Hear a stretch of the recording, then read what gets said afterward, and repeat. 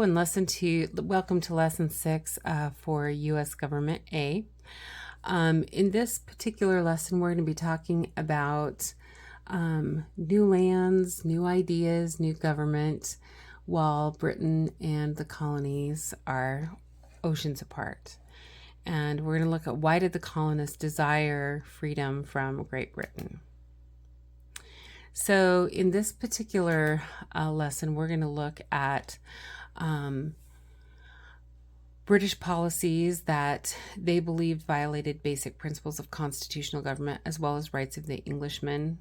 When we're done, you should also be able to explain why Americans resisted those principles and how that led to the Declaration of Independence. We're going to evaluate arguments made by colonists to justify separating from Great Britain.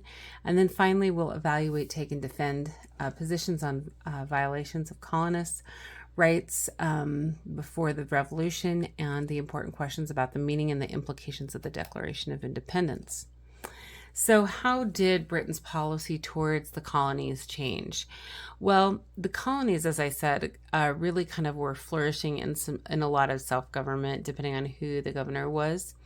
And so colonists got used to very little interference from a British government that was a long ways away.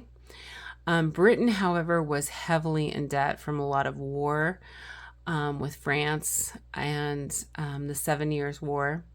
And so a lot of the debt that was incurred from also came from defending the colonists as they had interactions with Native Americans.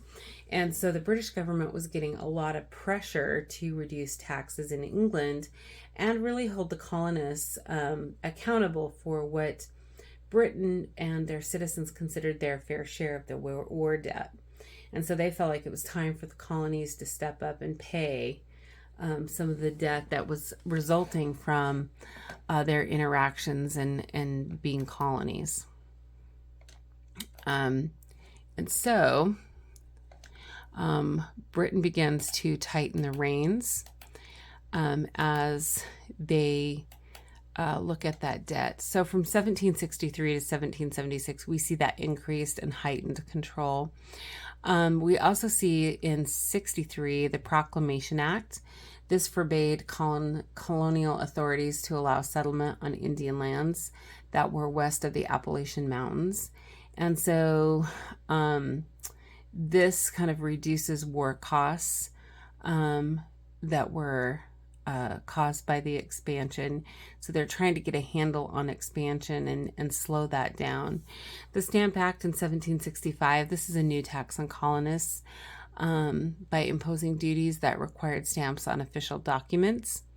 They also passed the Quartering Act. This is where colonists were required to shelter British troops in their homes. And then most of the British citizens really saw all of these acts as being reasonable and moderate, whereas the colonists had a very different perception of those acts that were passed. So why did the colonists resist? Well, first of all, they lose a lot of money on taxes as they go up. John Locke argued the supreme power cannot take from any man part of his property without his consent. That is, the consent of the majority, giving it either by themselves or their representatives chosen by them. So colonists argued that they should have had the decision made on colonial legislature. So they really wanted to not only have representation in Parliament, but they also felt like a lot of the decisions that were being made should happen at the colonial level rather than at the Parliament level. And so as more and more acts are passed, there's a growing consensus in the colonies that they need to show resistance to the British government. And so they start forming groups in the colonies to aid in showing resistance. In Connecticut, they were called the Sons of Liberty. This name spread across the colonies really is sort of a branding technique of saying, hey, you know what? This name stands for resistance. Even though they might not belong to the Sons of Liberty, it was just kind of that outward show that they were standing for resistance.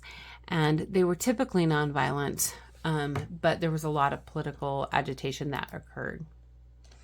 So the movement begins in October of 1765. The Stamp Act Congress met to organize resistance, and it was really marked as the first intercolonial gathering in American history. At 1776, wow, I just skipped a decade there. 1766, Parliament repealed the Stamp Act, but they passed the Declaratory Act, and that asserted Britain's full power and authority over the colonies. By 1767, Parliament passes the Townshend Revenue Acts. This is a group of acts that levy taxes on items like tea, paper, and glass. The Daughters of Liberty started to lead boycotts of English goods, and they began producing goods in the colonies to help them become independent of Britain, so they could actually purchase a lot of those goods in the colonies and they would not have to import them. And so if they can make them in the colonies, then that helps them become financially independent of Great Britain. So new powers given to revenue officials. Well, first we need to talk about writs of assistance. So what are they? Writs of assistance are basically search warrants, but they're different than the search warrants you might be familiar with. These were general warrants to search and seize colonial property. And so they were not limited in the way that search warrants are limited today. They were very generalized, and they could often search for multiple items. These are illegal in the United States. By 1770, conflict broke out between British troops and colonists in Boston. We know that as the Boston Massacre. 5 colonists were killed. What this did do was convince Americans that the British government was absolutely prepared to use force against them to force obedience. In 1770, they repealed the Townshend Acts. In 1773, the Tea Acts is passed, and that reasserts Parliament's right to tax the colonists. This led to the Boston Tea Party. The Boston Tea Party, colonists dressed up as Mohawk Indians. They boarded 3 British ships, and they dumped 45 tons of tea overboard. So 45 tons doesn't sound like that much, but that's about 90,000 pounds of tea that they dumped into the harbor. And then we see the Intolerable Acts. British responded to the Boston Tea Party by closing the Boston Harbor to all trade, and they gave more power to the new government. They limited town meetings, and they weakened the court system, as well as authorizing troops to occupy the colonies. So the colonies take more of a continental approach. They start banding together to show resistance. Committees of correspondence were used to publicize resistance and to coordinate resistance. Watch out, because I like to ask questions about that on the quiz. The First Continental Congress took place in the fall of 1774. Benjamin Franklin drafted a resolution for Congress talking about the defects in the British government's respect for liberty. They voted to ban trade with Britain, and British considered ban as a defiant act, and arrested some of the leading colonists in Boston. So, one of the most famous things we have heard about is the right of Paul Revere. And so they are trying to warn that there are about 700 troops on the march, and Paul Revere and William Dawes alert colonists that the British are about to attack. On April 19th of 1775, in Lexington and Concord, a war broke out between the colonists and British troops. This was considered to be the shot that heard around the world, because it definitely gets the attention of the entire world. They're watching, they're listening to see these colonists taking on a world power and trying to see what's going to happen about that. There's a little historical fiction novel. It's called April Morning. It's about April 19th. It's by Howard Fast.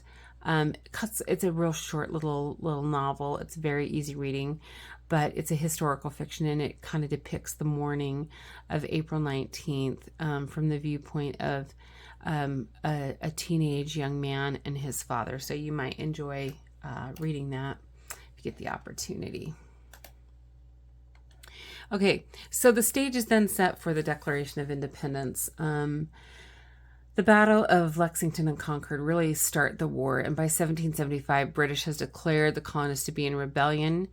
By November of 1775, the king officially withdraws his protection from them.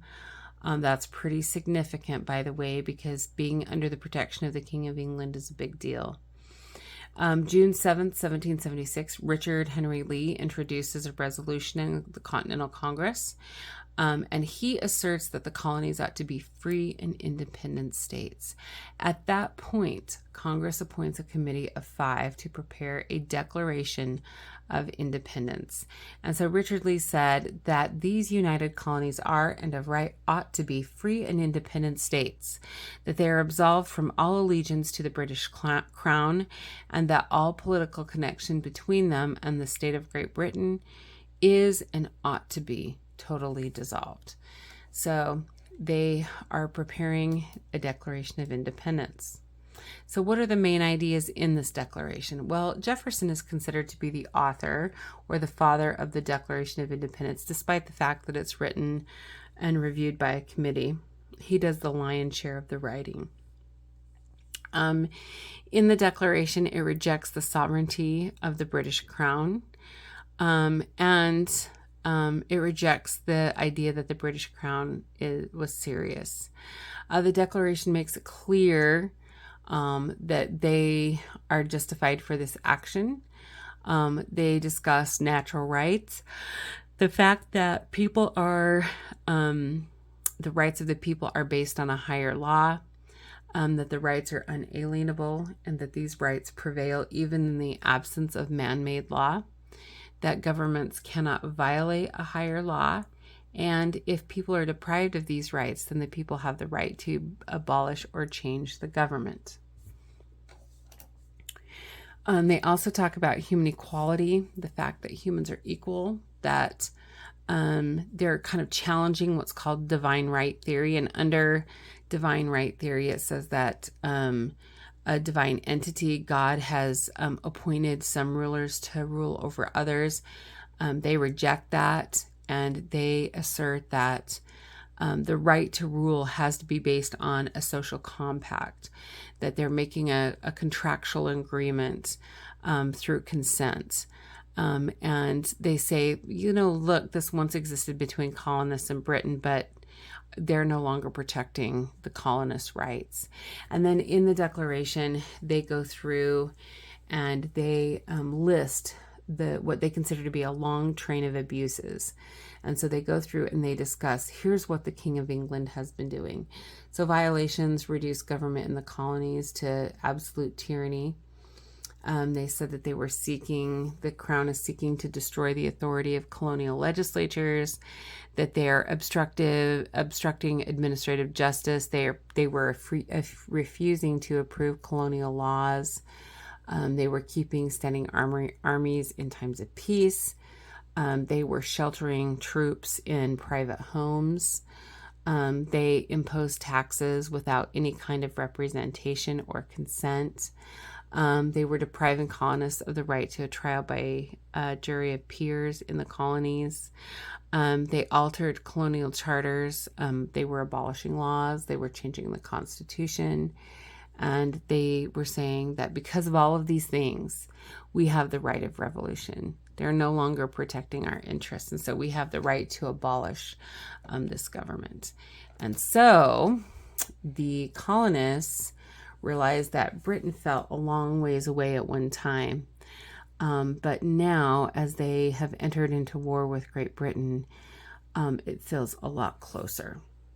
That concludes lesson 6 of US Government A. Once again, if you have questions, you need any kind of help, please feel free to email me or stop by my classroom.